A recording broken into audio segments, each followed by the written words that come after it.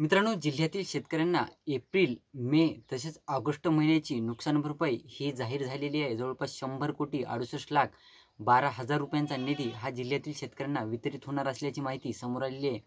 तर यामध्ये या जिल्ह्यातील शेतकऱ्यांना किती हेक्टरी मदत मिळणार आहे, त्याचबरोबर ही मदत कधीपर्यंत वितरित होऊ शकते, त्याचबरोबर कोणत्या जिल्ह्यातील कोणत्या तालुक्यातील जास्त शेतकऱ्यांचं नुकसान झालेलं आहे आणि किती शेतकरी यासाठी पात्र ठरू शकतात, अशा अनेक प्रश्नांची उत्तरे आपण आजच्या व्हिडिओमध्ये क्लिअर करण्याचा प्रयत्न करणार आहोत। तत्पूर्वी जर चॅनलवर नवीन असाल तर चॅनलला सबस्क्राईब करा आणि समोरील जे बेल आयकॉन बटन आहे ते दाबायला विसरू नका।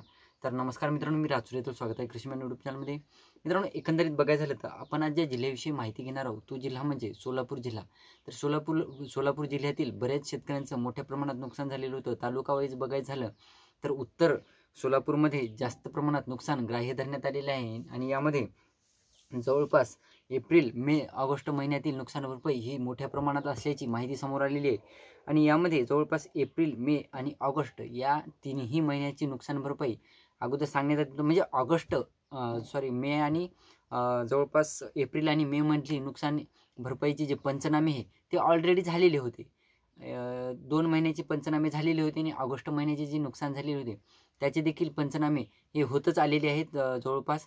आणि यामध्ये बघायचं झालं तर 91,871 शेतकरी पात्र ठरवण्यात आलेले आहेत या 3 महिन्यातील नुकसान भरपाईसाठी। आणि या अंतर्गत शेतकऱ्यांना जवळपास मोठ्या प्रमाणात जे नुकसान झालेले आहे त्या अंतर्गत जवळपास 22,500 रुपयापर्यंतची मदत ही मिळणार आहे। आणि त्यामध्ये सरसकट ही मदत प्रत्येक शेतकऱ्याला नसणार आहे। शेतकऱ्यांच्या क्षेत्रानुसार कोरडवाहू, बागायती, जिरायती या प्रकारच्या नुकसानीला ग्राह्य धरून ही नुकसान भरपाई शेतकऱ्यांना वितरित होणार आहे।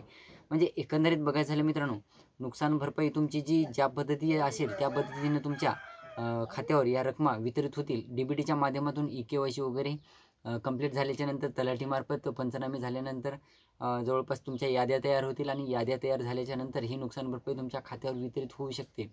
त्यानंतर मित्रांनो बघायचं झालं तर हेक्टरी ही जी मदत आहे ती शेतकऱ्यांना व्यवस्थितरित्या कशी वितरित करायची याकडे सध्या लक्ष आहे। कारण की जालना जिल्ह्यात पाठीमागं EKYCच्या टायमिंगमध्ये मोठ्या प्रमाणात फ्रॉड झालेला होता आणि फ्रॉड झाल्याच्या कारणास्तव जवळपास 50 कोटी रुपयांचा निधी हा अधिकाऱ्यांनीच गायब केलेला होता, गहाळ केलेला होता। मग शेतकऱ्यांच्या हिश्श्याला एकही रुपया आलेला नव्हता। तर ही गोष्ट लक्षात घेऊन आता यापुढे नुकसान भरपाईची रक्कम ही वितरित होणार आहे OTP बेसवर वगैरे डीबीटीच्या माध्यमातून शेतकऱ्यांच्या खात्यावर या रकमा वितरित होतील अशी देखील माहिती समोर आलेली आहे। तर 100 कोटी 68,12,000 रुपयांचा निधी सोलापूर जिल्ह्यासाठी मंजूर करण्यात आलेला आहे आणि तो लागलीच शेतकऱ्यांच्या खात्यावर लवकरच वितरित देखील होणार आहे। तर ही होती छोटीशी माहिती। व्हिडिओ आवडला असेल तर लाईक करा, चॅनलला सबस्क्राईब करा आणि ज्या शेतकऱ्यांपर्यंत पोहोचवण्याचा प्रयत्न करा। धन्यवाद।